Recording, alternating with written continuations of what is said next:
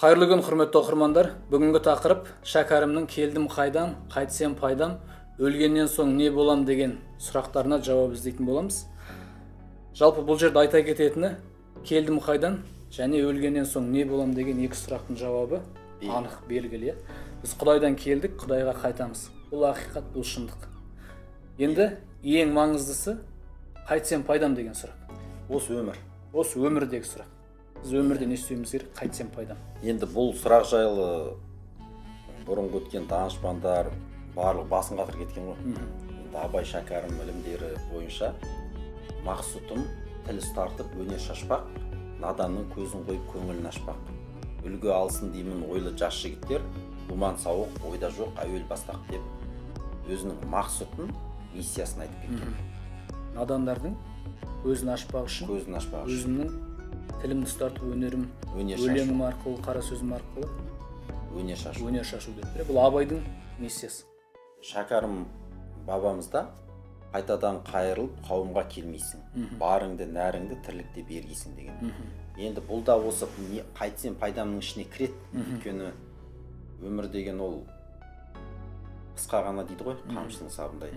Қап өткізбей өмірдің сол сағатын, өкініші қалмайды кет сағатың дейді. Біз өз миссиямызды таптық па?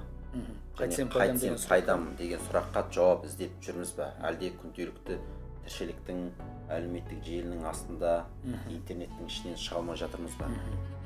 Осы сен өзің...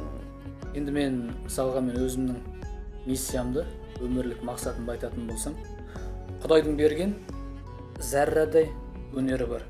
Сурет салу, дизайн жасау өнерін дамытсам, соны дамыту арқылы қазақтың өнерін әлемге танытсам, артынан еріп келе жатқан бауыр қарындастарыма үлгі берсем, және осы өнерімді ағартушылық ісіне жұмсасам.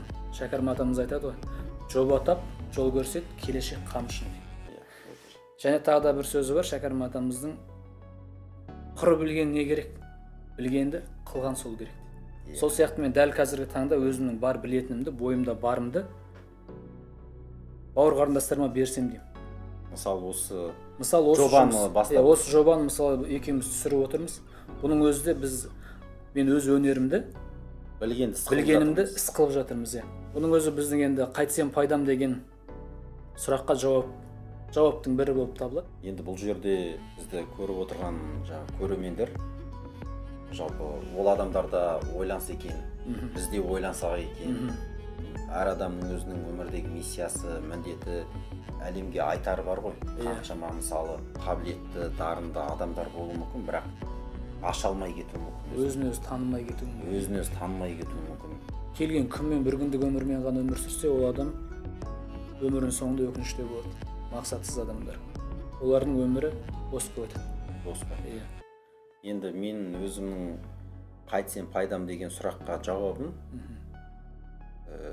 мен өз бойыма үңілсем жүрегіме, мен білім алу керек сияқтымын. Көбірек ізденіп, біліп, соны өмірде қолданып, соны білімді бойымнан өткізіп, сезінгеннен кейін соны үйретіп кету. Қазіргі кезде менің осы ағартушылықпен жалпы оқып, ізденіп, осы Абай шәкәрім ілімдеріне ойлап жүргенім, менің осы нәрсені шындық, ақиқат дегеннен кейін, менің ақылым соны қабылдағаннан кейін осы жолда жүріп, енді болашақта мен басқа да бір салаларда, сферада дейді ғой, өзімді сынап көруім мүмкін.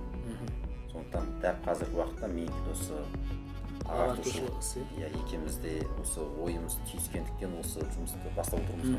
Көп адамдар өзінің уақытын бос өткізіп, осы сұрақтарға жауап іздемейтін сияқты. Қазақта бос өткізу өмірді ақымаққа көңілді дейді. Не болмаса, карт ойнаумен ішімдік шығармайды кісі дейді. Сондықтан ешқашан адам, мен жасым келді, 40-қа келдім, 60-қа келдім, біттім, бәрі кеште сөндім, кештеуге болмайды. Кеудеде жан бар кезде барлығын жасауға болады. Тарихта небір тұлғалар бар, өмірде қаншама қиыншылық көрсе де, ең соңында жеңіске жетіп, өмірден өз орнын тауып, кірпіш болып қаланған, өмірден өкінбей өткен адамдар бар. Олардың бәрі өздерінің миссиясын анық білген адам. Әрбір адам өзінің миссиясын анықтап, мақсатын айқындап, өзінің кім екенін таныса, өзінің кірпіш екенін біліп, өмірден кетігін тауып, өзінің орнын тапса, орнын тапқаннан кейін барып баптанса, Абай атамыз айтқан сияқты, орын таппай баптанба дейді, құмарланып шаттанба дейді. Сол сияқты әрбір жан, әрбір қазақ өзін өзі ең әуелі тұлға ретінде қалыптастырса, өзін дамытса, өзінен бастаса, өзімен күрессе. Одан кейін барып, өзін тапқаннан кейін, өзінің өмірдегі мақсатын айқындағаннан кейін, өзінің мақсат арқылы қоғамға қандай пайда тигізетінін ойласа, яғни қайтсем пайдам деген сұрақты өзіне қойса. Сонда ғана біздің қазақ әлем сахнасында деңгейі жоғары дамыған елдердің қатарында болатынына мен сенімдімін.